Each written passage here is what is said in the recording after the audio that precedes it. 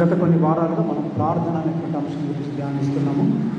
అయితే ప్రార్థన అనేటువంటిది క్రైస్తవ విశ్వాస జీవితానికి ఆయువు పట్టు అంటే ప్రేయర్ ఈజ్ అవర్ బ్రెత్.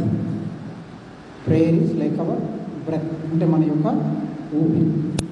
ఊపిరి లేకుండా ఎలాగైతే ఒక మానవుడు జీవించలేడు, బ్రతకలేడు, అలాగనే ప్రార్థన లేకుండా మనం బ్రతకలేము, జీవించలేము.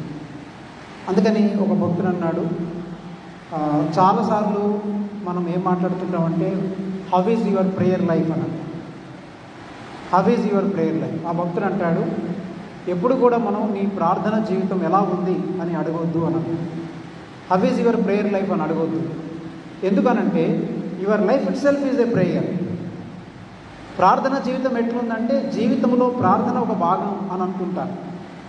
జీవితంలో ప్రార్థన ఒక భాగం కాదు, మన జీవితం అంతా ప్రార్థనే. అందుకని prayer is our life style. So how is your prayer life కాదు, your life, your entire life itself is a prayer. నీ జీవితం అంతా కూడా అది ప్రార్థన అయి ఉండాలి.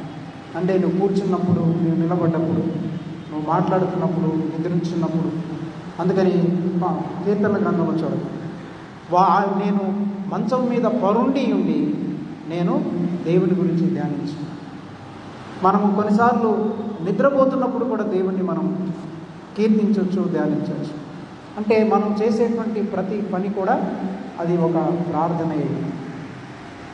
కనుక మన ప్రార్థన జీవితం అనేటువంటిది ఏంటి అంటే, అలాగనే విశ్వాసం అనేది కూడా చాలాసార్లు మనం ఏం చేసామంటే మన జీవితాన్ని ఈ ఆధునిక యుగాన్ని బట్టి మన జీవితం మనం కంపార్ట్మెంటలైజ్ చేసాం.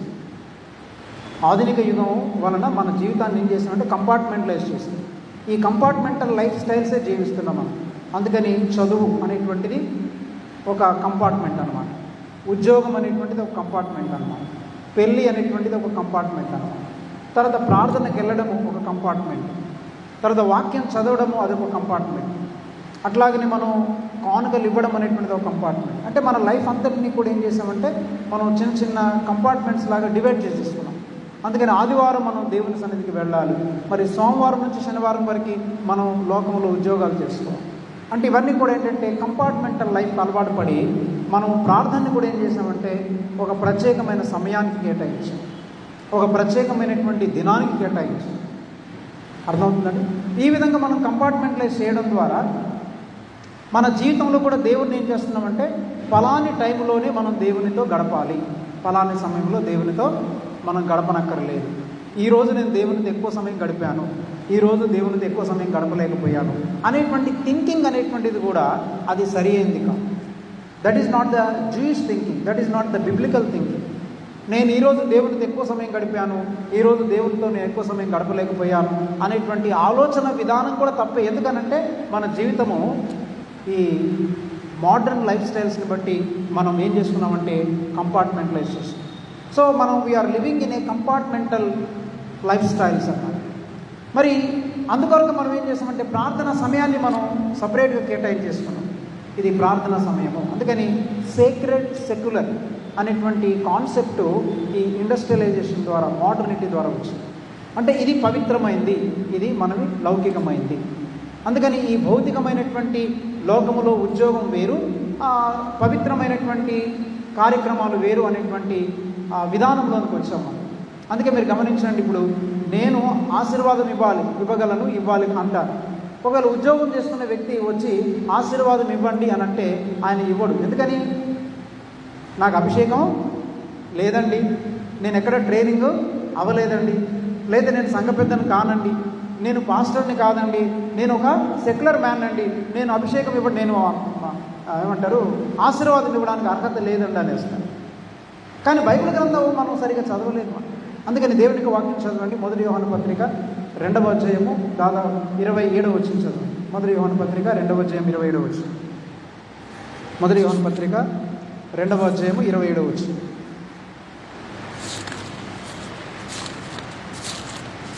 తీయండి అందరూ.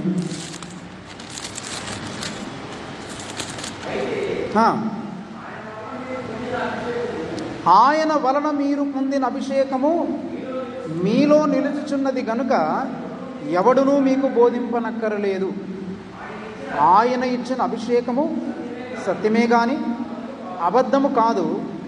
అది అన్నిటినీ గూర్చి మీకు బోధించుచున్న ప్రకారముగా, ఆయన మీకు బోధించిన ప్రకారముగా ఆయనలో మీరు నిలుచుచున్నారు. అంతే. ఏమన్నాడు? ఎంత క్లియర్గా చెప్తున్నాడు. అయితే ఆయన వలన మీరు పొందిన అభిషేకము మీలో నిలుచున్నది కనుక మీకు ఎవడునూ బోధింపనక్కరలేదు. అంటే మనము ఏం పొందుకొని ఉన్నామంటే, రక్షింపబడ్డప్పుడే మనము పరిశుద్ధాత్మ యొక్క అభిషేకాన్ని మనం పొందుతున్నాం. దీనికి మళ్ళా ప్రత్యేకమైన అభిషేకము అక్కర్లేదు. 120 మంది మనుషులు, యూదులు, మరి మేడగది మీద పరిశుద్ధాత్మని పొందుకోవడానికి ముందు, కనిపెట్టడానికి ముందు మేడగది మీద 120 మంది కూడి వాళ్ళు ప్రార్థించినప్పుడు ఏం జరిగింది? పరిశుద్ధాత్మ ఏమన్నది? 2వ అధ్యాయం 1వ వచనం చదవండి. 2వ అధ్యాయం 1వ వచనం, అపొస్తలుల కార్యాలు 2:1.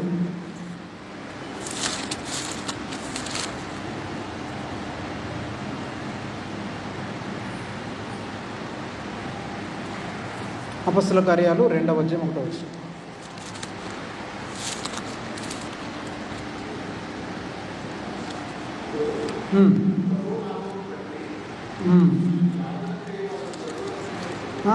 నేను 2వ అధ్యాయము అపొస్తలుల కార్యాలు పెంతెకోస్తు అనే పండగ దినమున వచ్చినప్పుడు అందరూ ఒక చోట కూడి ఉండిరి. అప్పుడు వేగముగా వీచు బలమైన గాలి వంటి ఒక ధ్వని ఆకాశము నుండి అకస్మాత్తుగా వారు కూర్చుండి ఉన్న ఇల్లంతయు నిండెను. మరియు అగ్ని జ్వాలల వంటి నాలుకలు విభాగింపబడినట్టుగా వారికి కనబడి వారిలో ఒక్కొక్కని మీద వ్రాలగా అందరూ పరిశుద్ధాత్మతో నిండిన వారై ఆ ఆత్మ వారికి వాక్శక్తి అనుగ్రహించిన కొలది అన్ని భాషలతో మాట్లాడారు. చాలా జాగ్రత్త వినాలి మనం. అంటే చర్చ్ ఫార్మేషన్, సంఘము ఏ విధముగా రూపించబడింది, ఏ విధముగా ఏర్పరచబడింది. సంఘము ఏ విధముగా ఏర్పరచబడిందంటే, సంఘము ఏర్పరచబడినటువంటి దినమున పరిశుద్ధాత్ముడు ఆ 120 మంది మీదికి బలముగా దిగి వచ్చినప్పుడు వారు పరిశుద్ధాత్మ చేత, ఒక్కొక్కడు పరిశుద్ధాత్మ చేత నిండుకొనినటువంటి వాడై, నింపబడినటువంటి వాడై, ఆత్మ వారికి వాక్శక్తి అనుగ్రహించిన కొలది అన్య భాషలతో మాట్లాడసాగిరి. అందరూ మాట్లాడారా? కొందరు మాట్లాడారా? అందరూ మాట్లాడారు. 120 మంది వారందరూ కూడా పరిశుద్ధాత్మ చేత, ఒక్కొక్కడు పరిశుద్ధాత్మ చేత నిండిన వాడై. అభిషేకం అంటే ఏమనుకుంటున్నారు చాలామంది? అభిషేకం అంటే బైబిల్ కాలేజీ పట్టా ఇచ్చి వాళ్ళ తల మీద కొంచెం నూనె వేసి చెయ్యేసి ప్రార్థన చేస్తే అభిషేకించబడ్డాడు అనుకుంటున్నారు. అది కాదు. అభిషేకం అనేది ఏంటంటే, పరిశుద్ధాత్ముడు, మనము రక్షింపబడినప్పుడే పరిశుద్ధాత్ముడు మన మీదికి, మనలోనికి రావడం అన్నమాట. అంటే ఆ పరిశుద్ధాత్ముని యొక్క అభిషేకము మీలో నిలుచుచున్నది అంటే అర్థం ఏంటి? పరిశుద్ధాత్ముడు విశ్వాసి యొక్క హృదయములో నివాసము చేయుటయే అభిషేకము.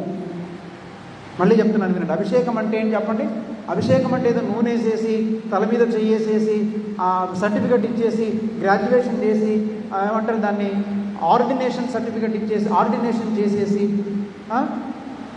మీకు అర్థమవుతుంది. కాన్వకేషన్ ఒకటి జరిపించేసి, కాన్వకేషన్లో ఆర్డినేషన్ చేసి వాళ్ళకి సర్టిఫికెట్ ఇచ్చేస్తే వాళ్ళు అభిషిక్తులు అని అనుకుంటారు. అభిషిక్తులు అనే వాళ్ళు కాదు. ఎవ్రీ బిలీవర్ ఇది అభిషిక్తుడు. ఆమె చెప్పండి. ఎవరు చెప్పండి? ప్రతి విశ్వాసి అభిషిక్తుడే. చాలామంది అంటారు అభిషిక్తులు దైవజనులు మాత్రమే అభిషిక్తులు కాదండి. ఇదంతా ఓటీ కాన్సెప్ట్. పాత నిబంధనలో ఎవరిని అభిషేకించేవాళ్ళు? రాజుని, ప్రవక్తని, యాజకుడిని మాత్రమే అభిషేకించేవాళ్ళు. గుర్తుపెట్టుకోండి. రాజు, ప్రవక్త, యాజకుడు. వినపడుతుందా? రీసౌండ్ వస్తుంది. పాత నిబంధనలు ఎవరిని అభిషేకించేవాళ్ళు? ముగ్గురిని అభిషేకించేవాళ్ళు. ఒకరిని రాజును అభిషేకించేవాడు. అందుకని సౌలును చూడండి, సమూయేలుతో దేవుడు చెప్పాడు, నీ కొమ్మును తైలముతో నింపుకొనము. ఇదిగో సౌలు అనేటువంటి యవనస్తుడు ఉన్నాడు, పడిచేవాడు ఉన్నాడు, వాడి దగ్గరికి పరిగెత్తుకుని వెళ్ళు, వాడిని అభిషేకించేయమన్నాడు. అందుకని సమూయేలు తైలపు గుడ్డిని తైలముతో తన కొమ్మును నింపుకొని, ఆ కొమ్మును పట్టుకొని సౌలు దగ్గరికి వచ్చి అభిషేకించి ఇశ్రాయేలు ప్రజలకు రాజుగా నియమించాడు. అంటే దేవుడు ఒక వ్యక్తిని రాజుగా నియమించినప్పుడు రాజును అభిషేకించాలన్నమాట. అట్లాగనే యాజకత్వం చేసేటువంటి వాడు కూడా ఏం చేయబడాలి? ఆ యాజకుడైనటువంటి వాడు కూడా ఖచ్చితంగా అభిషేకం చేయబడాలి. అట్లాగనే ప్రవక్త కూడా, దేవుడు ఏర్పరచుకున్నటువంటి ప్రతి ప్రవక్త కూడా ఆ వ్యక్తి అభిషేకం చేయబడాలి, అభిషేకించబడినటువంటి వాడు. ఇది పాత నిబంధన తంతు, పాత నిబంధన పద్ధతి. కానీ క్రొత్త నిబంధన ప్రకారం, అంటే మనకి పాత నిబంధనకి క్రొత్త నిబంధనకి తేడా తెలియదు. అది మన ప్రాబ్లం. మన విచారం ఏంటంటే, మనకుండేటువంటి ప్రాబ్లం ఏంటంటే, మనం బైబిల్ని బాగా చదవం, ఎవరో ఏదో చెప్పింది మనం వినేస్తున్నాం తప్ప మనము దేవుని యొక్క వాక్యాన్ని పరిశీలనగా మనం తెలుసుకోం.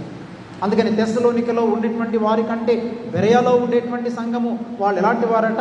గనులై ఉండిరి. తెస్సలోనికలో ఉన్న వారి కంటే వీరు గనులై ఉండిరి అని అంటాడు. అపొస్తల కార్యాల గ్రంథం చదువుతాం కదా మనం. ఎందుకు గనులై ఉన్నారు? వారు పౌలు శీలలు చెప్పినటువంటి మాటలు అలాగున ఉన్నవో లేవని వారు ప్రతిదినము లేఖనములను పరిశోధించు వచ్చిరి. మనలో ఎంతమంది ఆదివారం చెప్పినటువంటి వాక్యాన్ని సోమవారం నుంచి శనివారం వరకు పరిశీలన చేస్తున్నారు? నాకు చెప్పండి. ధైర్యంగా మనం కుడి చేయి మనం పైకెత్తి చెప్పగలమా?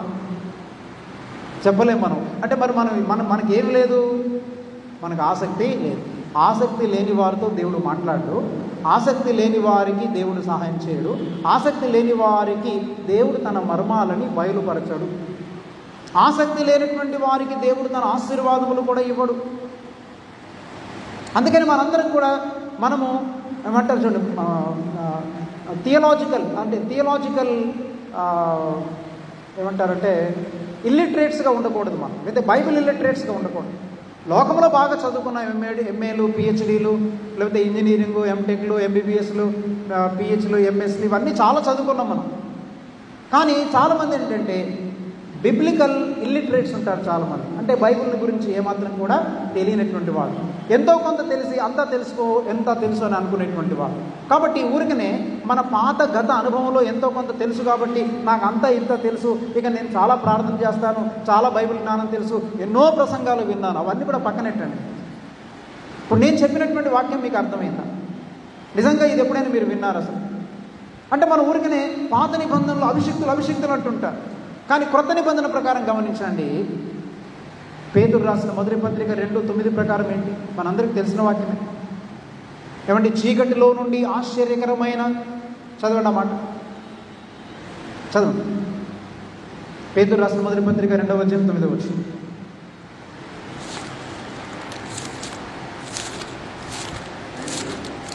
రెండు 9 మీ కంటతో ఉండిపోవాలి వాక్యాలు. చదవండి. అయితే మీరు చీకటిలో నుండి ఆశ్చర్యకరమైన తన వెలుగులోనికి మిమ్మును పిలిచిన వాని గుణాతిశయములను ప్రచురము చేయు నిమిత్తము ఏర్పరచబడిన వంశమును, రాజులైన యాజక సమూహమును, పరిశుద్ధ జనమును, దేవుని సొత్తైన ప్రజలునై ఉన్నారు. మనం ఎవరం ఇప్పుడు? క్రొత్త నిబంధన క్రైస్తవులమైన మనం ఎవరం? మాట్లాడారు. భూయా మనం ఎవరని చెప్పండి? మనము రాజులైన యాజక సమూహము. రాజులైన యాజక సమూహము అంటే ఏంటి? ఇప్పుడు మనం ఎవరము? రాజులం. యాజకులు ఎవరు ఇప్పుడు? అంటే ప్రత్యేకమైన రాజులు లేరు, ప్రత్యేకమైన యాజక బృందం లేదు. చాలా జాగ్రత్తగానండి. అంటే ప్రత్యేకంగా అభిషేకించబడినటువంటి దేవుని సేవకుడు ఒక్కడే ప్రత్యేకించబడిన వాడు అనేటువంటి కాన్సెప్ట్ క్రొత్త నిబంధన ప్రకారం లేదు. సంఘములో దేవుడు కొంతమంది పెద్దలను ఏర్పరచాడు తప్ప పాదిరులను ఏర్పరచలేదు. కానీ విచారం ఏంటంటే సంఘాలలో కేవలం పాస్టర్లే నడిపిస్తున్నారు, కానీ సంఘ పెద్దలు కొనుమరుగైపోరు. యాక్చువల్గా సంఘాన్ని నడిపించాల్సింది ఎవరు? మీరు బైబిల్ అంతా చూడండి, సంఘమునంతా నడిపించింది పెద్దలు నడిపించారు. పెద్దలే బోధకులు, పెద్దలే వాక్యోపదేశం చేశారు, పెద్దలే పరిచర్య చేశారు, పెద్దలే ప్రసంగం చేశారు, పెద్దలే కాపరిగా ఉన్నారు, పెద్దలే వారిని పరామర్శించారు, వారిని ఆదరించారు, హెచ్చరించారు, బలపరిచారు. ఇదంతా కూడా పెద్దలు చేసింది. అందుకని ఎక్కడ కూడా ఆ పెద్దలలో ఒకరు కాపరిగా ఉన్నారు, ఆ పెద్దలలో ఒకరు వాక్యం బోధించేవారు, ఆ పెద్దలలో ఒకరు ప్రోత్సహించేవారు, ఆదరించేవారు. అందుకని మీరు గమనించండి, మీరు పెద్దలను నియమించి, తీతునంటాడు, తీతును నేను క్రేతులో విడిచిపెట్టి వచ్చి తిని ఎందుకని అక్కడ పెద్దలను నియమించి అని అంటాడు. చూడండి, తీతుకు రాసినటువంటి పత్రికలు కూడా పరిశుద్ధైనటువంటి పౌలు ఏమంటున్నాడు చూద్దాం మనం. తీతుకు రాసినటువంటి పత్రిక 1వ అధ్యాయము మనం ప్రియులారా గమనించండి, 4వ వచనం అంటే చివరి భాగం చూడండి. పారాగ్రాఫ్ చేంజ్ అవుతుంది. నేను మీకు ఆజ్ఞాపించిన ప్రకారం చదవండి. తీతుకు రాసిన పత్రిక 1వ అధ్యాయము 4వ అంటే ప్యాసేజ్ ఫస్ట్ పారాగ్రాఫ్ కాకుండా సెకండ్ పారాగ్రాఫ్ చదవండి. కాదండి, నేను మీకు ఆజ్ఞాపించిన ప్రకారం ఫస్ట్ పారాగ్రాఫ్ కాకుండా నేను నీకు ఆజ్ఞాపించిన ప్రకారము నీవు లోపముగా ఉన్న వాటిని దిద్ది ప్రతి పట్టణములోను పాస్టర్లను నియమించు నిమిత్తమే అన్నాడా? ఆగండి. ప్రతి పట్టణములోను పాదరులను నియమించాలన్నారా? బైబిల్ కాలేజీలో బాగా ట్రైనింగ్ అయినటువంటి వాళ్ళని ఒక్కొక్క సంఘంలో ఒక్కొక్క పాదరిని నియమించమన్నాడా? ఏమన్నది బైబిల్ అంత క్లియర్గా?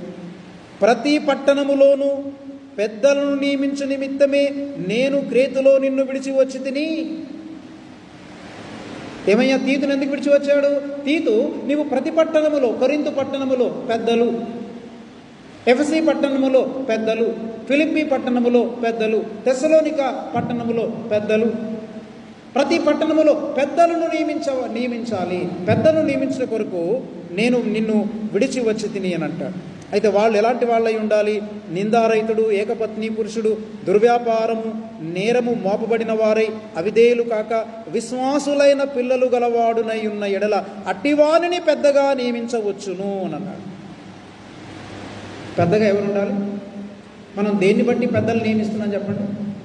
వాళ్ళ క్వాలిఫికేషన్స్ బట్టి. వాళ్ళు కొంచెం ఎక్కువ డబ్బులు ఇస్తే, వాళ్ళు కొంచెం బాగా చదువుకుంటే, వాళ్ళకి లోక జ్ఞానం బాగా ఉంటే, వాళ్ళు లోకంలో కొంచెం ఉన్నతమైన పదవులు చేపట్టిన వాళ్ళే రిటైర్ అయిపోతే అలాంటి వాళ్ళకి మనం సంఘ పెద్దల పదవిని అప్పగిస్తాం.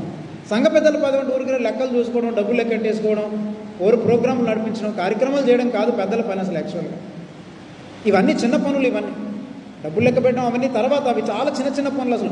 అసలు పెద్దల యొక్క పని ఏంటో తెలుసా? చదవండి, మీకు ఇంకొక వచనాన్ని కూడా చూపిస్తాను. చూడండి, మనం తిమోతికి రాసినటువంటి మొదటి పత్రిక చూడండి, 5వ అధ్యాయం 17వ వచనం. మొదటి తిమోతి 5:17 చదువుకోండి. మొదటి తిమోతి 5:17.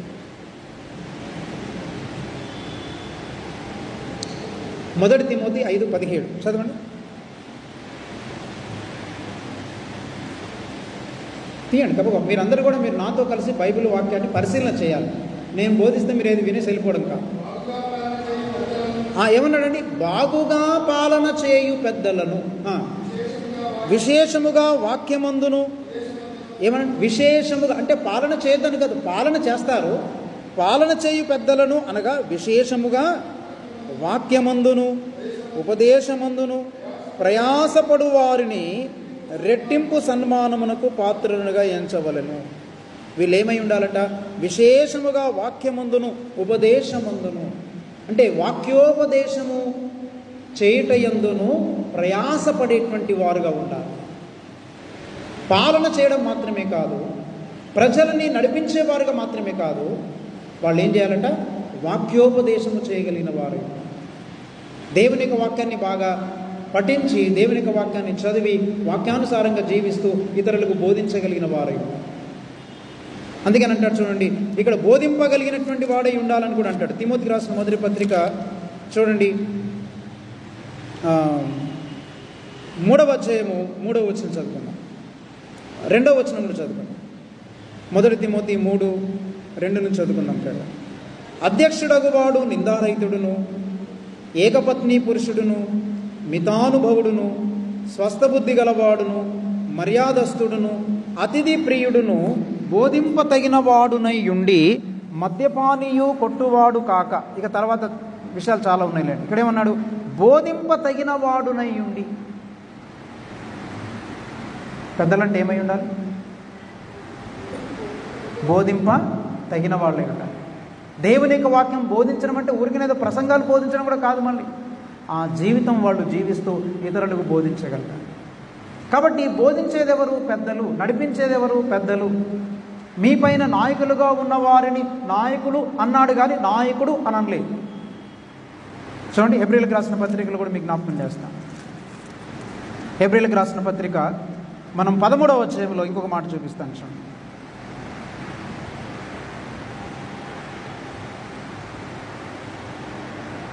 13వ అధ్యాయము 17వ వచనం చదువు.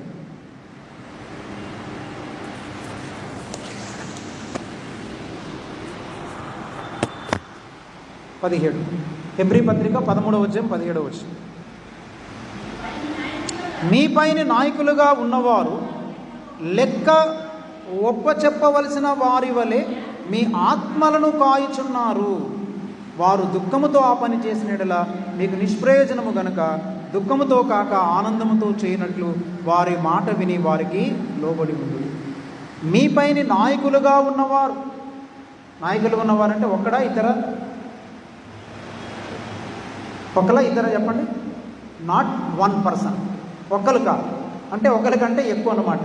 మీ పైన నాయకులుగా ఉండేటువంటి వారు. కాబట్టి ఈ నాయకులు మీ ఆత్మలను కాయుచున్నారు. ఈ నాయకులు ఏం చేయాలంటే ఆత్మలను కాయాలి, వాళ్ళకి ఆ భారం ఉండాలి. సంఘ పెద్ద అంటే ఊరికనే వచ్చేసి కూర్చొని ఏదో కాస్త వాక్యం విని ఏదైనా కార్యక్రమం ఉంటే కార్యక్రమం చేసేసి వెళ్ళిపోవడం కాదు. లేకపోతే అనౌన్స్మెంట్స్, సెక్రటరీ గారి పని ఏంటంటే అనౌన్స్మెంట్ చేయడం, అంతేకాదు. ట్రెజరీ గారి పని ఏంటంటే మొత్తం డబ్బులు లెక్కెట్టేసుకొని లెక్కలు రాయడం కాదు. అంటే ఇవన్నీ ఏంటంటే మనము నాయకులైనటువంటి వారు మీ ఆత్మలను కాయిచున్నారు. లెక్కలు చూస్తే చూసారా, తర్వాత ఒకవేళ అనౌన్స్మెంట్ చేస్తే చేశారు, చెప్తారు, వీళ్ళు అన్ని పనులు చేస్తారు, కానీ అసలు మీ ఆత్మలను కాసేవారు. మీకు అసలు వాక్యం అర్థమైందా? మీ పిల్లలు ఎలా ఉన్నారు? మీ కుటుంబం ఎలా ఉంది? మీరు వాక్యం అర్థమవుతుందా మీకు? ఈ వాక్యంలో ఉన్న మర్మం మీకు తెలుసా? దేవుడి మధ్య నాకు కొత్త విషయం తెలియజేశాడు, మీకు బోధించాలనుకుంటున్నాను. మీరు ఆత్మీయంగా ఎలా ఉన్నారు, భౌతికంగా ఎలా ఉన్నారు? వాళ్ళ ఆత్మలను కాసేటువంటి వాళ్ళు వాలంటీర్గా స్వచ్ఛందంగా ఆత్మలను కాసేటువంటి పనిలో ఉన్నారు. తర్వాత పౌలు కూడా ఎఫెసీ సంఘాన్ని ఆయన 3 సంవత్సరాలు ఎఫెసీ సంఘములో సేవ చేసిన తర్వాత పౌలు ఆ సంఘాన్ని విడిచిపెట్టి వెళ్ళేటప్పుడు ఏం చేశాడు చూడండి. మనము అపొస్తలుల కార్యముల గ్రంథం 20వ అధ్యాయంలో కూడా మనం చూడగలం. అపొస్తలుల కార్యముల గ్రంథం 20వ అధ్యాయంలో పిల్లరా ఇక్కడ కూడా మనం గమనించగలం. 17వ వచనం చాలు. 17వ వచనం.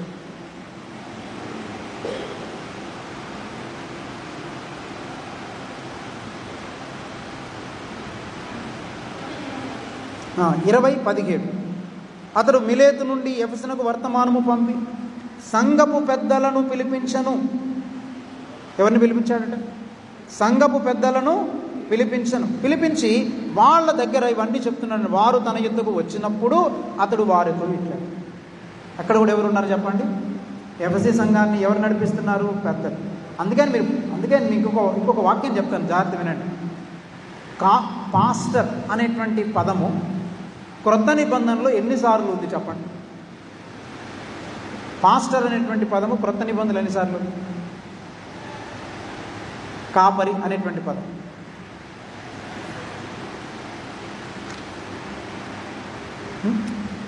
ఎన్నిసార్లు ఉంది? కాపరి అనేటువంటి పదం. కాపరి అనేటువంటి పదము కేవలం ఒక్కసారే ఉన్నది. క్రొత్త నిబంధన అంతలో కాపరి, పాస్టర్ అనేటువంటి పదము ఓన్లీ వన్స్ ఉందంటే అది ఎఫ్ఎసీ పత్రిక 4:11లో, ఎఫ్ఎసీ 4:11లో తప్ప మరెక్కడ కూడా పాస్టర్ అనేటువంటి పదం మీరు క్రొత్త నిబంధనలో కనుగొనలేరు. మిగతా అన్ని చోట్ల ఏముంది? పెద్దలు ఉందంతే. ఎల్డర్స్. ఈ ఎల్డర్సే మీ ఆత్మలను కాయువారు. ఈ ఎల్డర్సే మిమ్మల్ని పరిపాలన చేయవాళ్ళు. ఈ ఎల్డర్సే మీకు వాక్యోపదేశమును బోధించేవారు. ఈ ఎల్డర్సే మిమ్మల్ని హెచ్చరించేవారు. అంచేత ప్రియులరా, మనము క్రొత్త నిబంధన దగ్గరికి వచ్చేసరికి ఇప్పుడు మనం ఎవరని చెప్పండి? మీరు రాజులైన యాజక సమూహం. కాబట్టి మనం అందరం ఎవరం ఇప్పుడు? మనమందరం కూడా రాజులైన యాజక సమూహం. కాబట్టి మనకు అభిషేకం ఎప్పుడు వచ్చింది? మనము ఎప్పుడైతే యేసుక్రీస్తు ప్రభువును మన సొంత రక్షకునిగా అంగీకరించామో ఆ దినముననే మీరు పరిశుద్ధాత్మ యొక్క అభిషేకమును పొంది ఉన్నారు. ఎఫెసీ పత్రిక 1వ అధ్యాయం 13వ వచనం. ఎఫెసీ పత్రిక 1వ అధ్యాయం 13వ వచనం.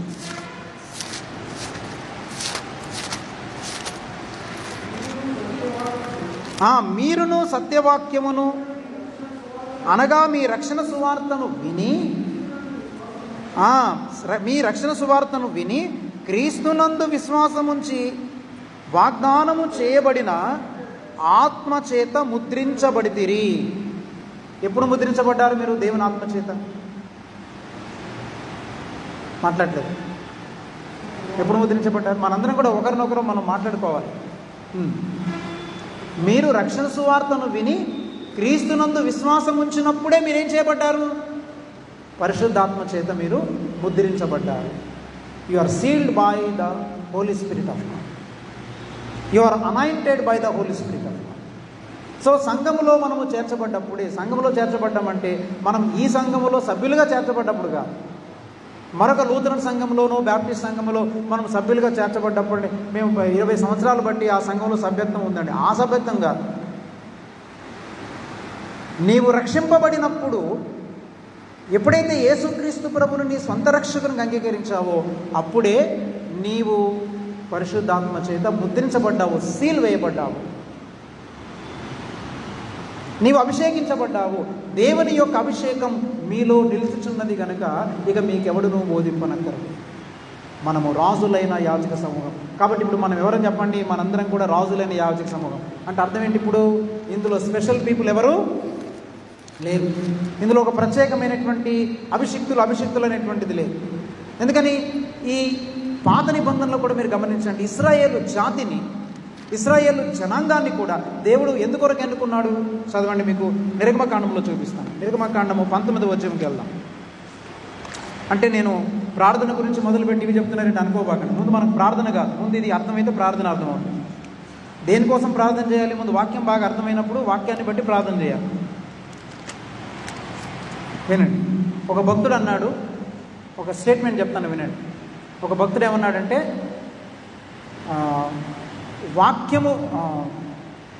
వాక్యము లేని కాదు, ప్రార్థన లేనటువంటి వాక్యము వ్యర్థమైనది. ప్రార్థన చేయకుండా నువ్వు ఎంత వాక్యం చదివినా అది వ్యర్థమైంది. కానీ వాక్యము లేకుండా చేసే ప్రార్థన అది భయంకరమైంది అని అన్న. అర్థమైందా? భయంకరమైంది. It is too dangerous. వాక్యం చదవకుండా ప్రార్థన చేస్తారు, చాలా భయంకరం. ఎందుకంటే సాతానుగాడు కూడా మనల్ని ఆవరించేసి ప్రార్థన చేయిస్తూ ఉంటాడు. అంటే అర్థం ఏంటి? ప్రార్థన లేకుండా చదివేటువంటి వాక్యము అది నిరుపయోగమైంది. నువ్వు ప్రార్థన చేయకుండా ఎంత వాక్యం చదివినా అది వృధా. అర్థమైందండి? వ్యర్థమైనటువంటి. కానీ వాక్యము లేకుండా చేసే ప్రార్థన ఏదైతే ఉందో అది చాలా భయంకరమైనటువంటిది. అంటే దీన్ని బట్టి ఏమర్థమవుతుంది? ప్రార్థన వాక్యం రెండు కలిసి ఉండాలి. ఇంకో విధంగా చెప్పాలంటే మన ప్రార్థనయే మన యొక్క వాక్యమై ఉండాలి. లేకపోతే మన వాక్యమే మన ప్రార్థన అయి ఉండాలి. ఏం ప్రార్థన చేస్తున్నామంటే వాక్యమే ప్రార్థనగా చేయాలంటే, మళ్ళీ కొత్తగా చేయకూడదు. మనం ప్రార్థన దేవుని వాక్యమే ప్రార్థనగా మనం చేయడం, అది అసలైనటువంటి ప్రార్థన. కానీ మనం ఏం చేసామంటే మన ప్రార్థనలు ఎలా మారిపోయాయంటే కొన్ని వందల సంవత్సరాల నుంచి మనము దేని కొరకు ప్రార్థన చేస్తున్నామంటే we are praying for our existential needs అని అంటారు. అంటే ఎగ్జిస్టెన్షియల్ నీడ్స్ అని అంటే అర్థం ఏంటంటే మనము బ్రతుకు తెరువు కొరకు, ఈ లోకములో మనం ఎలా బ్రతకాలో, ఈ లోకములో మన బ్రతుకు తెరువు కొరకు, లేక మనము బ్రతకడం కొరకే ప్రార్థిస్తున్నాము. కానీ ఈ లోకములో క్రీస్తును పోలి, లేక ఈ లోకములో మనము క్రీస్తులాగా, క్రీస్తు కొరకు బ్రతకడానికి మనం ప్రార్థించుతాం. మళ్ళీ చెప్తున్నాను వినండి. చాలామంది ప్రార్థనలు ఎలా మారిపోయాయి అంటే, చాలామంది ప్రార్థనలు ఎగ్జిస్టెన్షియల్ ప్రేయర్స్. అంటే వాళ్ళు ఈ లోకములో వాళ్ళ బ్రతుకు తెరువు కొరకు చేసే ప్రార్థనలు. ప్రభా మా అమ్మాయికి సీట్ ఇవ్వండి, మేము ఇల్లు కట్టుకున్నాం ప్రభా, మాకు లోన్ ఇప్పించండి ప్రభా, లేదా మాకు ఈ లోన్లు తీర్చండి ప్రభా, వాడికి సీట్ ఇవ్వండి ప్రభా, వాడికి ర్యాంక్ ఇవ్వండి ప్రభా, వీడు ఉన్నతమైన ఐఏఎస్ ఆఫీసర్ అవ్వాలి, పెద్ద ఇల్లు కట్టుకోవాలి ప్రభా, పిల్లలకు పెళ్ళిళ్ళు అవ్వాలి, పిల్లలు లేకపోతే పిల్లలు ఇవ్వండి ప్రభా. దీస్ ఆర్ ఆల్ నీవు లోకములో లోకం కొరకు బ్రతుకు తెరువు కొరకు చేసేటువంటి ప్రార్థన. అలాంటి ప్రార్థనలకు దేవుని సన్నిధిలో, దేవుని రాజ్యంలో వాల్యూ లేదు. మన ప్రార్థనలు గమనించండి. ఎవరినన్నా అడగండి మీరు, అందరు ఈ ప్రార్థనలు అడుగుతారు తప్ప, ఎవరికి కొంచెం ప్రార్థనలు పెట్టండి, ఇల్లు కడుతున్నామండి, మా అబ్బాయిని అమెరికా పంపించాలనుకుంటున్నామండి, కొంచెం ప్రార్థన చేయండి, ఇంకా వీసా రాలేదండి, కొంచెం ప్రార్థన చేయండి. నేను డైరెక్ట్ చెప్పేస్తున్నాను చాలామంది, మీ వీసాల కొరకు, మీ ఏవి పాస్పోర్ట్ల కొరకు, ఏమంటే అలాంటి వాటి కొరకు నన్ను అడగొద్దు, నేను ప్రార్థనలు చేయనని చెప్పేస్తాను. There all non sense. అవన్నీ కూడా లోకత్వం అంతా. వాటి కొరకు ప్రార్థన లేవు బైబిల్లో, తెలుసా? అపొస్తలులు కానివ్వండి, పేతురు కానివ్వండి, పౌలు కానివ్వండి, అలాంటి వాటి కొరకు ఎక్కడైనా ప్రార్థన చేసినట్టుందా? జబ్బు పడితే ప్రార్థనలు చేశారు, కానీ వాళ్ళు లోకములో అభివృద్ధి చెందడం కొరకు ఎక్కడ ఏ ప్రార్థనలు చేయలేదు. కానీ మన ప్రార్థనలు ఎలా మారిపోయినాయి అంటే, అంత భూసంబంధమైనటువంటి ఈ లోకాన్ని మనం వెంటాడి దాన్ని తెచ్చుకోవడం కొరకు చేసేటువంటి ప్రార్థన. వాటి కొరకు ఉపవాసాలు, వాటి కొరకు కన్నీళ్లు గారుస్తుంటారు, వాటి కొరకు దిగులు పడుతుంటారు, వాటి కొరకు ఎంతో ఏడ్చి రోదనంతో ప్రార్థన చేస్తారు. కానీ గమనించండి, మన ప్రార్థనలు ఎలా ఉండాలంటే, మన యొక్క ప్రార్థనలు ఈ లోకములో లోకాన్ని మనం తృణీకరిస్తూ యేసుక్రీస్తు కొరకు బ్రతుకుట కొరకు మనం ప్రార్థన చేయాలి. ప్రభా, నీ కొరకు నేను నా ఉద్యోగములో నేను ఎలా సాక్షిగా జీవించాలి? నేను చదువుతున్నటువంటి ప్రాంతంలో ప్రభా, నా పిల్లలు అక్కడ నీకు సాక్షులుగా ఎలా ఉండాలి? వాళ్ళకి సహాయం చేయండి ప్రభా. వాడికి ర్యాంక్ వచ్చినా రాకపోయినా, వాడికి కాలేజీలో సీట్ ఇచ్చావు, స్కూల్లో సీట్ ఇచ్చావు, నా కుమారుడు లేక నా కుమార్తెను బట్టి నీకు మహిమ రావాలి. మనకేంటంటే వాడికి ఫస్ట్ ర్యాంక్ వస్తే దేవుని మహిమ వస్తుంది అనుకుంటున్నాం. మన ర్యాంకులను బట్టి దేవునికి మహిమలు రావండి, గుర్తుపెట్టుకోండి. ఇవంతా కూడా చాలా చీప్ అండర్స్టాండింగ్ అన్నమాట. మనం పెద్ద మేడ విద్యలు కట్టుకుంటే దేవునికి మహిమ అంటారు, అలా మహిమ రాదు దేవునికి. ఇదంతా కూడా తప్పుడు అవగాహన. మీకు ఒకవేళ అర్థం కాకపోయినా మీ అభిప్రాయాలు మార్చుకోవాలి. దేవుని సత్యాన్ని బట్టి మన అభిప్రాయాలు మార్చుకోవాలి తప్ప మన అభిప్రాయాల ప్రకారం దేవుని యొక్క సత్యం ఉండాలని కోరుకోకూడదు. అందుకని మనం ఎలా మారిపోయామంటే, all our prayers are for existential needs కొరకే. మన బ్రతుకు దేవుని కొరకే. ఈ లోకంలో బ్రతకాలి, ఏం చేయాలని కొంతమంది మినిస్ట్రీస్ కొరకు, మా పరిచర్య పెరగాలండి, మా సంఘానికి ఎక్కువ మంది రావాలండి, మా సంఘం అభివృద్ధి చెందాలి. నీ సంఘం ఎలా అవుతుంది? అది మన సంఘము కాదు అభివృద్ధి చెందడము. ఏమంటే దేవుని యొక్క బిడ్డలు, మరి లోకంలో ఉండేటువంటి అన్యజనులు యేసుక్రీస్తు ప్రభువుని నమ్ముకోవాలి. వాళ్ళు ఏ సంఘమైనా పర్వాలేదు. నా సంఘం అనే స్వార్థం ఉండకూడదు, మన సంఘం అనేటువంటి స్వార్థం ఉండకూడదు.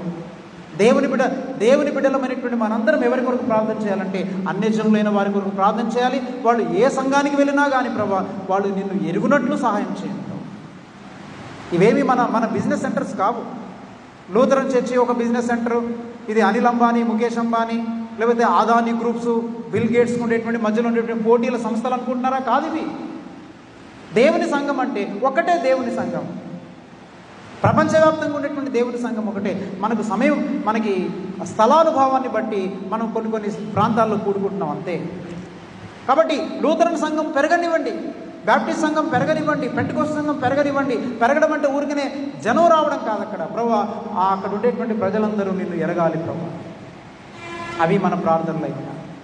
కానీ ఈ రోజుల్లో మన ప్రార్థనలు ఏంటంటే ఎగ్జిస్టెన్షియల్ ప్రేయర్సే మనం చేస్తున్నాం ప్రేయర్. అంచేత మన ప్రార్థనలు ఏంటంటే, ఏం ప్రార్థన చేయాలంటే దేవుని వాక్యమే నీ ప్రార్థన అయి ఉండాలి. నేను చేసేటువంటి ప్రార్థన ఏంటంటే, నీ వాక్యమే నా ప్రార్థన, అంతే. ఇక వేరే ప్రార్థన లేదు. ఇక ఆయన వాక్యం ఏం చెబుతుందో ఆ వాక్యాన్ని మనం ప్రార్థించాలి. అంటే మనకి భౌతికమైన అవసరాలు ఉంటాయి. ఆ అవసరాలని కూడా మినిమం తిండి, గుడ్డ అంతే. ఆ రెండింటి కొరకు నీకు లేకపోతే ప్రార్థన చేయి, తప్పులే. నీకు తిండి లేదా, ప్రార్థన చేయి. గుడ్డలు లేవా, ప్రార్థన చేయి, తప్పులే. లేకపోతే ఏదైనా కష్టం వచ్చిందా, ప్రార్థన చేయి. మన కష్టాలు, మన సమస్తాన్ని కూడా మన ప్రభుకే చెప్పుకోవాలి, ఇంకెవరికి చెప్పాలి. కానీ ఏమైపోయిందంటే, మనము మన కష్టాలు, మన దుఃఖాలే, ప్రార్థన అంతా మన కష్టాలు, మన దుఃఖాలుగానే మారిపోయినాయి. కానీ అసలు దేవుని గురించినటువంటి సత్యాలు, లేక దేవుని గురించినటువంటి రాజ్యమును గురించిన ప్రార్థనలు జరగట్లేదు. అందుకే దేవునికి వాక్యములు అన్నాడు, మొదట నా రాజ్యమును, నీతిని మీరు వెతకండి, అప్పుడు అవన్నీ మీకు అనుగ్రహించు. అది మనం వెతకంటాడు. అంచేత ఇక్కడ గమనించండి, నిర్గమకాండం 19వ అధ్యాయంలో కూడా ఒక మాట చదువుతాను చూడండి. నిర్గమకాండం 19వ అధ్యాయము 5వ వచనం చదవండి. 5, 6 వచనాలు చదువుకోండి. నిర్గమకాండం 19వ అధ్యాయము 5, 6 వచనాలు. కాగా మీరు నా మాట శ్రద్ధగా విని నా నిబంధనను అనుసరించి నడిచిన ఎడల మీరు సమస్త దేశ జనులలో నాకు స్వకీయ సంపాద్యమగుదురు. చదవండి. సమస్త భూమియు నాదే కదా. ఏమన్నాడు? మీరు నాకు యాజక రూపమైన రాజ్యముగాను పరిశుద్ధమైన జనముగాను ఉందురు. పాత నిబంధన చాలు. పాత నిబంధనలు కూడా దేవుడు ఇశ్రాయేలు ప్రజలు ఎందుకు ఏర్పరచుకున్నాడు చెప్పండి? ఇశ్రాయేలు ప్రజలందరూ కలిసి దేవునికి ఒక రాజ్యముగా, ఒక యాజక సమూహముగా ఉండాలనుకున్నారు. క్రొత్త నిబంధనకు వచ్చరికి దేవుని సంఘముగా పిలువబడేటువంటి మనం ఎలా ఉండాలి? ఒక రాజ్యముగా, ఒక యాజక బృందముగా మనం. మీకు అర్థమైందా? ప్రకటన గ్రంథం చూడండి. ప్రకటన గ్రంథంలో కూడా మనం ఏమై ఉన్నామనంటుంది. ప్రకటన గ్రంథం 5వ అధ్యాయంలో కూడా మీకు ఈ వచనాన్ని చూపిస్తాను. ప్రకటన గ్రంథం 5వ అధ్యాయము చూడండి. ఇక్కడ కూడా మనం చూడగలం. 10వ వచనము మధ్య భాగం చదవండి, లేకపోతే 10వ వచనం చదవండి. చదవండి. 5:10 ప్రకటన 5:10.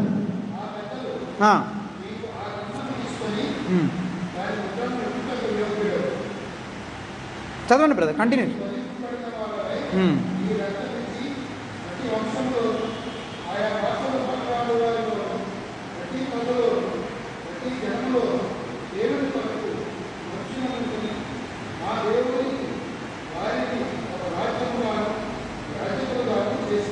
ఏమన్నాడు? దేవుడు వారిని ఒక రాజ్యముగాను, ఎక్కడన్నా చూడండి, ప్రతి వంశములోను, ఆయా భాషలు మాట్లాడు వారిలోను, ప్రతి ప్రజలోను, ప్రతి జనములోను దేవుని కొరకు మనుషులను కొని, మనమందరము దేవుని చేత కొనబడ్డాము. ఆయన ప్రశస్తమైన రక్తం ఇచ్చి దేవుడు మనల్ని కొన్నాడు.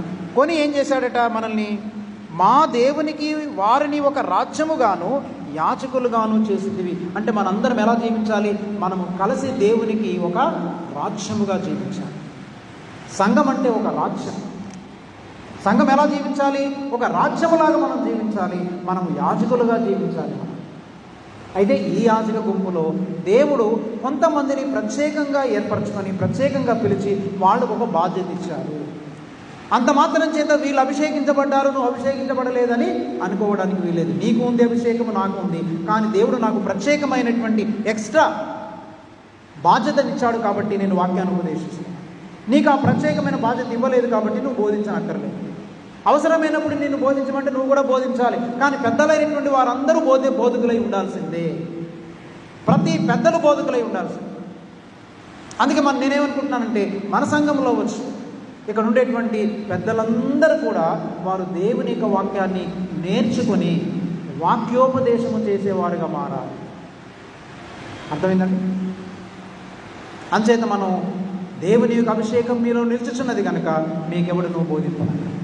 మనం చదువుకున్నటువంటి ఆ లేఖన భాగంలో ఏం చదువుతున్నామంటే, అక్కడ కూడా పిల్లలు నేను గత వారం మీకు జ్ఞాపకం చేశానంటే, మీరు మన ప్రార్థనలో ఏమేమి ఉండాలి అంశాలు అని మీకు జ్ఞాపకం చేస్తూ ఒక మాట జ్ఞాపకం చేశాను. ఇప్పుడు ఇవన్నీ చెప్పడానికి మనకు టైం లేదు, కానీ నేను జస్ట్ 1-2 మాటలు చదువుతాను పిల్లలు. మనం గత వారంలో మనం నేర్చుకుంది ఏంటంటే, ప్రార్థన అనేటువంటిది ఎలా ఉండాలి. మన ప్రార్థనలో ఏమేమి ఉండాలంటే, మన ప్రార్థనలో 8 అంశాలు మిళితమై ఉండాలి. అంటే ప్రార్థన వేరు, అవి వేరు కాదు. ప్రార్థన అంశాలన్నీ కూడా ఒకటే. అర్థమవుతుందా? ప్రార్థన అంటే ఇవన్నీ ఉండాలి. ఇవన్నీ ఉంటేనే ప్రార్థన. ఇవి లేకపోతే ప్రార్థన కాదు. అందులో ఏమేమి ఉండాలంటే జస్ట్ మీకు అవి చదువుతాను. వచ్చే వారం ప్రభుత్వమైతే ఒకటి వివరిస్తాను. ఒకటి మీకు వివరించాను ఆల్రెడీ. ప్రార్థనలో నంబర్ 1 విశ్వాసం ఉండాలి. ప్రార్థనలో ఏముండాలి? విశ్వాసం ఉండాలి. రెండవది, ప్రార్థనలో పట్టుదల ఉండాలి. ప్రార్థనలో ఏముండాలి? పట్టుదల ఉండాలి. మూడవది, ప్రార్థనలో ఎలా ఉండాలంటే ఎడతెగని ప్రార్థన. ఎడతెగని ప్రార్థన అంటే కంటిన్యూస్ ప్రేయర్. అర్థమవుతుందండి?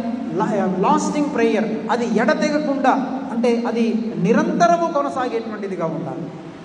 నాలుగవది, ప్రార్థనలో విజ్ఞాపన ఉండాలి. ఐదవది, ప్రార్థనలో ఆసక్తి ఉండాలి. ఆరవది, ప్రార్థనలో భారం ఉండాలి. ప్రార్థనలో ఏముండాలి? భారం ఉండాలి. ఆ ఏడవది, ప్రార్థనలో మెలకువ ఉండాలి. అందుకని మెలకువ కలిగి ప్రార్థన చేయండి అన్న. అట్లాగనే ఎనిమిదవది, ప్రార్థనలో దేవుని చిత్తమై ఉండాలి. అంటే ఇప్పుడు అర్థం ఏంటి? ప్రార్థన వీటన్నిటి నుంచి విడదీయబడనటువంటిది. అంటే ఒక విధంగా చెప్పాలంటే ఇలా మనం రాసుకోవచ్చు. ప్రార్థనలో ఏమేమి ఉండాలంటే విశ్వాసము, తర్వాత పట్టుదల, ఎడతెగక, కావాలంటే తర్వాత రాసుకోండి, విజ్ఞాపన, ఆసక్తి, వారము, నెలకువ దేవునికి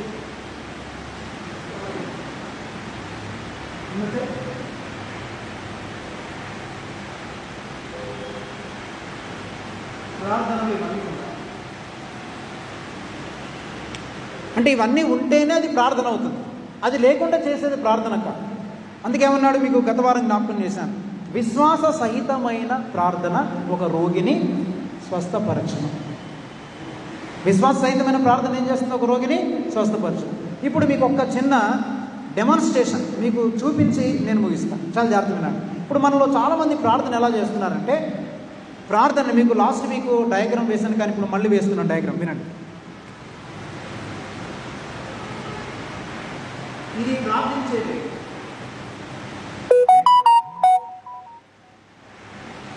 ఇదేమో పవర్ హౌస్, ఇది పవర్. ఇప్పుడు ఈ వ్యక్తి జాగ్రత్త ప్రార్థన చేస్తున్నారు, ఇక్కడేమో శక్తి, ఇది ప్రార్థన, ఇక్కడ శక్తి. ఇప్పుడు మన ప్రార్థన శక్తివంతం అవ్వాలంటే ఏం చేయాలి? మన ప్రార్థన శక్తివంతమైన ప్రార్థనగా మారాలంటే మనం ఏం చేయాలంటే, చాలా మంది ప్రార్థన చేస్తున్నారు, ప్రార్థన చేస్తారు, కానీ శక్తి పొందాలి. మీకు అర్థమైందా? అందుకని యేసుప్పుడు మనం ఇందాక చదువుకున్న ప్యాసేజ్లో మీరు 9వ అధ్యాయం మార్క్స్ వాక్యం చదవండి. ఆ శిష్యులు ఏం చేయలేకపోయారట? మూగదయ్యం పట్టినటువంటి వాడిని స్వస్థపరచలేకపోయి, వాళ్ళకి శక్తి లేదు. ఎందుకని శక్తి లేదు? వారి అవిశ్వాసము వలననే వారు ఆ దయ్యమును వెళ్ళగొట్టలేకపోయి. అవిశ్వాసం వల్ల వెళ్ళగొట్టారు. అంటే మనం ప్రార్థన చాలా మంది చేస్తుంటారు. నేను చెప్పాను కదా, మన భౌతికమైన లోకములో జీవించడం కొరకు చేసేటువంటి ప్రార్థనలు, లోకంలో మనం జీవించడం కొరకు ఈ భూ సంబంధమైన కోరికల కొరకు మనం చేసేటువంటి ప్రార్థనలు దేవుని సన్నిధానంలో చేరవు. దేవుడు వాటిని వినండి. మీకు అర్థమవుతుందండి?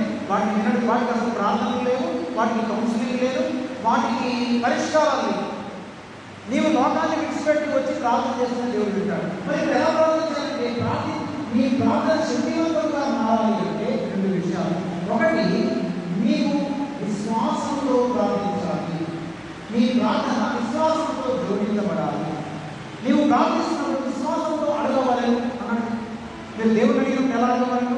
అందులో విశ్వాసంతో, సందేహింపక, అనుమానించిన విశ్వాసంతో అడగవలను. అడగవలనగానే మనం లోక సంబంధం అడగాలి. అయితే ఏమడగాలి? ఏంటి ఎంత విశ్వాసం ఉంచాలంటే, మన యొక్క విశ్వాసము దేవుడి చిత్తము నందు విశ్వాసం. అంటే దేవుడి చిత్తం అంటే ఏంటి? దేవుడి వాక్యం. దేవుడి వాక్యం అంతా దేవుడి చిత్తం. అంటే దేవుడు తన చిత్తములో, అనగా దేవుడు తన వాక్యంలో వేటినైతే బయలుపరిచాడో, దేవుడు బయలుపరిచినటువంటి తన చిత్తంలో ఉన్న వాటి మీద మనకు విశ్వాసం ఉంచి, దేవుడు తన వాక్యంలో బయలుపరిచినటువంటి వాటి విషయంలో మనం విశ్వాసం ఉంచి, ఆ విశ్వాసం కూడా ఎవరికి ఉంచాలి? దేవుడు బయలుపరిచినటువంటి విషయాలను బట్టి దేవుని మీద మనం విశ్వాసం ఉంచి మనం ప్రార్థించినప్పుడు మనకి ఏమొస్తుంది అంటే, దేవుని భావన నుంచి మన శక్తి రివర్స్లో వస్తున్నమాట. అంటే ఈ భావనకు దేవుడు కోరుకున్నది ఉండాలి అంటే, దేవుడి చిత్తంలో ఉన్న వాటిని మనం విశ్వాసం ఉంచి, విశ్వాసంతో మనం ప్రార్థించినప్పుడు అప్పుడు మనం ఏం పొందుకుంటాం? శక్తిని పొందుకుంటాం. ఏంటి శక్తి? ఇక్కడ స్వస్థత కలగవచ్చు, దయ్యములు వెళ్ళగొట్టబడతాయి, దేవుడి యొక్క చిత్తం నెరవేర్చబడుతుంది, ఆయన రాజ్యం వస్తుంది, ఇక చాలా జరుగుతుంటాయి. దేవుడు ఏదైతే ఈ భూలోకంలో తలపెట్టాడు, ఏం చేయాలని తలపెట్టుకున్నాడో అదంతా జరుగుతుంది. అంటే దగ్గర నీ చిత్తము నెరవేర్చబడుతుంది, మన చిత్తాలు కాదు నెరవేర్చు. చాలా మంది కనిపెట్టి ప్రార్థన చేయమన్నాడు. ఒక పాస్టర్ గారు కనిపెట్టి ప్రార్థన చేయమంటే వాడు అన్నాడు, పెళ్లి కోసం ప్రార్థన చేస్తున్నాడు. కనిపెట్టి ప్రార్థన చేయమంటే వాడు పాస్టర్ గారు దగ్గరికి వచ్చాడు, కానీ అమ్మాయిని పెళ్లి చేసుకోవాలనుకుంటాను సార్ అన్నాడు. ఎలా నువ్వు అమ్మాయిని ఎలా చేసుకుంటావంటే, మరి ప్రార్థన చేశాడు, కనిపెట్టి ప్రార్థన చేయమన్నారు, కానీ 2 ఏళ్ళు బట్టి అమ్మాయినే కనిపెట్టుకుంటూ ప్రార్థన చేశాను. అంటే అమ్మాయిని చూసుకుంటూ కనిపెట్టి ప్రార్థన చేస్తున్నాను. కనిపెట్టి ప్రార్థన చేయమంటే నీకు నచ్చిన దాన్ని కనిపెట్టి ప్రార్థన చేయడం, నీకు నచ్చిన దాని కొరకు మనసులో ఒక కోరిక కలిగి ఉంది, నేను కనిపెట్టి ప్రార్థన చేస్తున్నాండి, ఆ ఇల్లు కావాలనుకుంటున్నాను, దాన్నే కనిపెట్టి ప్రార్థన చేస్తున్నాను, అది కూడా దేవుడు. కనిపెట్టి ప్రార్థన చేయమంటే దేవుడు తన చిత్తములో ఏది బయలుపరచాలనుకుంటున్నాడు దాని కొరకు మనం కనిపెట్టుకోవాలి. దేవుడి చిత్తంతో కనిపెట్టుకొని మనం ప్రార్థన చేసుకోవాలి. దేవుడు మనకు అర్థం చేస్తాడు. కాబట్టి విశ్వాసము ప్లస్ దేవుని చిత్తంతో కూడినటువంటి ప్రార్థన శక్తి ఇస్తుంది, అంటే స్వస్థత ఇస్తుంది, దేవుడు తన కార్యాలు చేస్తాడు, సంఘస్థాపన జరుగుతుంది, ఆత్మలు రక్షించబడుతుంటాయి, దేవుడు రాజ్యం పెరుగుతుంది, దయ్యంలో మారిపోతుంటాయి. ఈ కార్యాలు మన సంఘాలు జరగట్లేదు. ఎంతసేపు కార్యక్రమం పెట్టామా, క్రిస్మస్ జరిపామా, మెగా క్రిస్మస్లు, ఆ క్రిస్మస్ ఈ క్రిస్మస్ లైఫ్ అయితే మనకు ప్రైజ్ ఉంటాయా, డ్రామాలు వేసామా, సీన్ ఉన్నాయి. క్రైస్తవ్యం అంతా కూడా కంప్లీట్గా కల్తీ అయిపోయింది. మన క్రైస్తవ్యం చెడిపోయిందో చెప్పాలి, భ్రష్టు పట్టిపోయిందని కూడా ఉంటామా.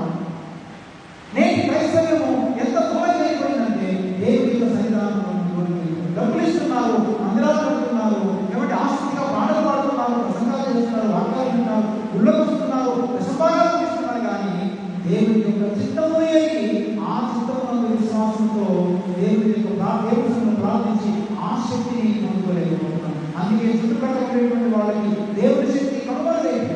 There is no power of God. అందుకని డాక్టర్ విలీకరణ అన్నాడు, ప్రేయర్ ఈజ్ ద ఫైర్ అన్నాడు, ప్రేయర్ ఈజ్ ద పవర్ అన్నాడు. ఎక్కడుంది మన దగ్గర ప్రాణం? ఆమె ప్రేయర్ మొదలు పెడతారు, వచ్చినప్పటి నుంచి 10 గంటల కంటే 11 వస్తారు, వచ్చినప్పటి నుంచి పడుకోవడమే కట్టేదాకా. ఒక వచ్చిన ఏం చేస్తాడు, ప్రసంగాలు ఉంటే 4 సార్లు చేయాలి. దాని ముందు ఇంటి దగ్గర కూర్చొని తాగొచ్చు కదా, శుభ్రం నిద్రపోవచ్చు కదా. 2 సార్లు టీలు, 2 సార్లు కాఫీలు, లేకపోతే బిస్కెట్లు, దానికి కేకులు అవన్నీ పెడుతుంటారు. మళ్ళీ ఈ ఫలాన్ని ప్రజలని కేక్ ఇచ్చాడు తెలుసుకోవడం అంత అవసరం. ఇచ్చేటువంటి నీళ్ళ స్థాయికి అంత నీ పేరు చెప్పా, నువ్వు ఇచ్చేటువంటి 2 కుక్క బిస్కెట్లకి నీ పేరు చెప్పా. మా చిన్నతనం ఉండే పెద్దలు తెలుసు, కుక్క బిస్కెట్లు ఉండే ఇప్పటికి ఉంటే కుక్క బిస్కెట్లు చాలా చిన్నగా ఉంటారు. మా చిన్నతనం 5 నెలలు 10 పైసలకు 10 బిస్కెట్ ప్యాకెట్ వచ్చారు. ఆ 10 పైసలు బిస్కెట్ ప్యాకెట్ మమ్మల్ని అలాగే కుక్క బిస్కెట్లు తినకూడదు. పెద్ద ప్యాకెట్ వచ్చేది 10 పైసలు. అందుకని మనం ఇలాంటి వాటి కొరకు కాదు మనం ప్రయాసపడాల్సి శక్తి మనకు వస్తుంది. ఇది ఇంకా మీకు బాగా అర్థం అవ్వాలంటే ఇంకొక చిన్న మీకు ప్రాక్టికల్ ఎగ్జాంపుల్ చెప్తాను చూడండి. ఇప్పుడు ఇది మైక్ ఉంది కదండి, ఈ మైక్ ఏమని చెప్పండి, ఇది దీంట్లో నేను మాట్లాడుతున్నాను, దీనికి ఒక వైర్ ఉన్నాను, అక్కడేమో పవర్ ఉన్నాను, పవర్ ఉన్నాను. ఇప్పుడు నేను మాట్లాడేటువంటి మాటలు, ఓకే, నేను మాట్లాడే మాటలు వినిపించాలంటే శబ్దం మీకు రావాలంటే ఏం చేయబడాలి? ఈ వైర్ అంటే ఈ మౌత్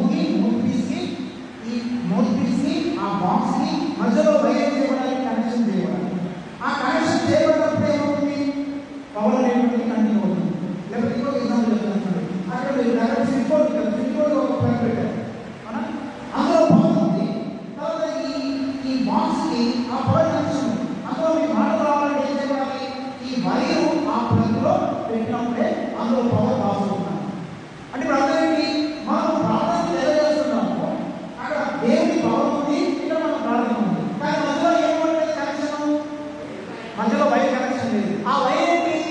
దేవుడి చిత్తంలో విశ్వాసం నుంచి మనం ప్రార్థించడం వైర్ అన్నారు.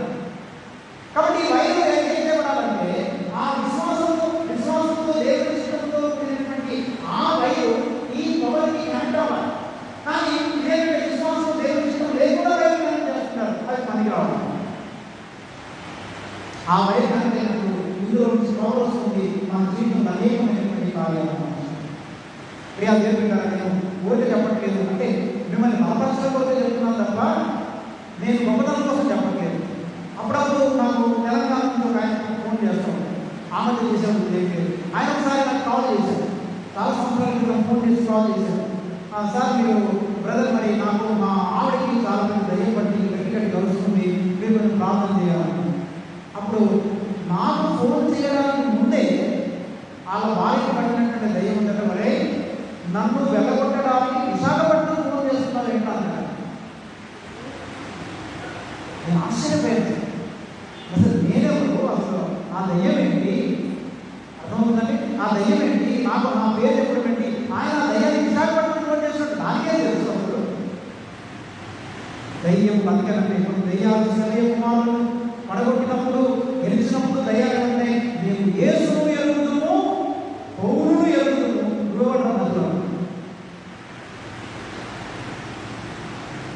దయ్యములు మనల్ని ఎదగాలంటే, మనమంటే భయపడాలంటే ఏముండాలి?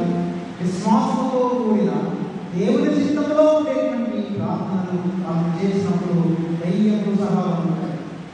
ఆశ్చర్యపోయాడు, ప్రభావ నాకు తెలియదు, ప్రభావ నాలో ఇంత శక్తులు పెట్టేవాడు నాకు తెలియదు ప్రభావ అన్నాడు. ఫోన్ దగ్గర వెళ్ళాడు, ఫోన్ దగ్గర వెళ్ళాడు, ఇలా నేను తీసాను నువ్వు గెలవన్నా చిన్న శక్తులు ప్రార్థన చేశాను. మరి దయ్యం పడిపోయిందిగా, దయ్యం పోయింది, చాలా హ్యాపీగా ఉన్నాను. చెప్తున్నానండి, మళ్ళీ నేను చెప్పినవన్నీ కూడా నేను కటాఫ్ చేస్తున్నాను తెలుసా. ఇది మళ్ళీ అడ్వర్టైజ్మెంట్ అయిపోతే ఉద్దేశం మా పిల్లలు నేను ఏం చెప్పాను నా గురించి చెప్పినటువంటి ఇలాంటి విషయాలు ఉన్నాయి కనుక వీడియోలు కూడా కట్ చేసేసి అంటే మిమ్మల్ని బలపరచడం కొరకే చెప్పాను. మళ్ళా చెప్పేసి నాలుగు చెప్తుందని వీళ్ళందరూ నాకు జరిగింది క్యూ కట్టలేదు. మీ అందరికీ కూడా దేవుడు ఏం ఇచ్చాడు, పవర్ ఇచ్చాడు. మన ఉపయోగం పిచ్చిదే కదా. అందుకని చూడండి, ఏదైనా చిన్న జరిగింది అనుకోండి, ఎవరో ప్రొఫెషనల్ చెప్తున్నారని అందరూ కూడా ముళ్ళు పట్టు క్యూ కట్టారు. క్యూ కట్టి అందరూ ప్రాబ్లం చేయించుకుంటారు. ఎవరు పడితే వాళ్ళ చేతులు మీ తల మీద వేసి ప్రారంభించుకోవాలి. వాళ్ళు మన దైవాలు వాడు నిజంగా కనుక దేవుని సేవలు ప్రారంభమవుతాయి. ఊరికనే ప్రతి వాళ్ళు చేయించుకోవాలని నేను చెప్పాలి. అందుకని మనకు పవర్ రావాలంటే మనం దేవుని యొక్క కార్యం మన జీవితంలో జరగాలి. చాలాసార్లు పిల్లలకు కానీ నాకు కానీ కొన్ని అనారోగ్యాల విషయంలో కొన్ని భౌతికమైనటువంటి విషయాలు ఆచారమైన విషయాలు దేవుని సన్నిధిలో మనం నిజంగా ఆయన చిత్తానుసారంగా చేసేటువంటి ప్రతి ప్రార్థనకు దేవుడు సేవలు. కాబట్టి మనం ఎలా ప్రార్థన చేయాలి చెప్పండి. మన ప్రార్థన దేనితో ఉంటుందో ఉండాలి, దేవుని చిత్తంలో ఉన్నవాటి ఎందు మనం విశ్వాసం ఉంచి దేవునికి ప్రార్థన చేసినప్పుడు పవర్ కనెక్షన్ ఆన్ అయిపోవాలి. ఆన్ అవ్వగానే పవర్ మనకు వచ్చేస్తుంది. ఆ పవర్ ద్వారా జరుగుతుంది ఇది ఎవరు చేయాలి? కొంతమంది భాషలు లేదా కాదు, దేవుడు ఈ శక్తిని ప్రతి ఒక్కరికి ఇస్తుంది. ప్రతి ఒక్కరికి నీతిగా దేవుడు నా దగ్గర వచ్చి నువ్వు ఊరికి ప్రార్థన లేదు. వాట్ ఈస్ సేమ్ పవర్ అవసరం నీకు కూడా శక్తి ఉంది. ఇది కూడా దేవుడి సన్నిధిలో అలా జీవించినప్పుడు దేవుడు నీకు రాసిస్తున్నాను. దేవుడు తన మాట మనం మరి నిమిషాలు ప్రభుత్వం వచ్చేవాళ్ళు తరలి వచ్చి కాదు. ఒక్క నిమిషం ప్రియమైన దేవుని బిడ్డలారా ప్రార్థన చేసుకున్నాం. ప్రభు మనతో మాట్లాడినటువంటి ఈ మాటల్ని మనం ఒక్కసారి మనల్ని చూస్తున్నాం. ప్రభువుని అడుగుదాం, ప్రభా మమ్మల్ని కనికరించండి ప్రభా.